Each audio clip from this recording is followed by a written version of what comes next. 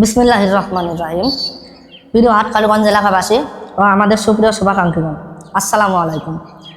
আশা করি মহান আল্লাহ তাআলার অশেষ রহমতে সবাই ভালো আছেন। প্রায় সবাই জানেন যে আমাদের হাটকালুগঞ্জ মহল্লায় সুন্দর একটি সংগঠন আছে, যার নাম মানবতার যুব সমাজ সংগঠন হাটকালুগঞ্জ চুয়াডাঙ্গা। এই সংগঠনটি স্থাপিত হয় 2023 সালে। বর্তমানে সংগঠনটিতে প্রায় 40+ সদস্য আছে।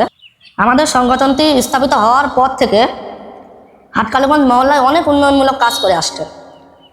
কিছু কাজের উদাহরণ দিই, যেমন বর্ষা মৌসুমে বৃক্ষরোপণ, এলাকায় রাস্তা সংস্করণ, এলাকার মসজিদ পরিষ্কার কাজে অংশগ্রহণ, এলাকার কবরস্থান কাজ পরিষ্কার কাজে অংশগ্রহণ, শীতকালে অসচ্ছল ব্যক্তিদের মাঝে শীতবস্ত্র কম্বল প্রদান, কোনো অসচ্ছল পরিবারের সমস্যা বা বিপদ হলে নগদ অর্থ অনুদান দিয়ে সাহায্য, ঈদের সময় অসচ্ছল পরিবারের মাঝে কিছু উপহার সামগ্রী, প্রতি বছর রমজান মাসে ইফতার মাহফিল অনুষ্ঠান, প্রতি বছর একটি নির্দিষ্ট সময়ে ওয়াজ মাহফিল অনুষ্ঠান সহ বিভিন্ন রকমের কার্যক্রম পরিচালনা করা হয়।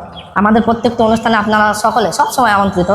বিশ্বনবী যখন যুবক একটা সংগঠন করেছিলেন, নাম হালাফুল ফুদুল।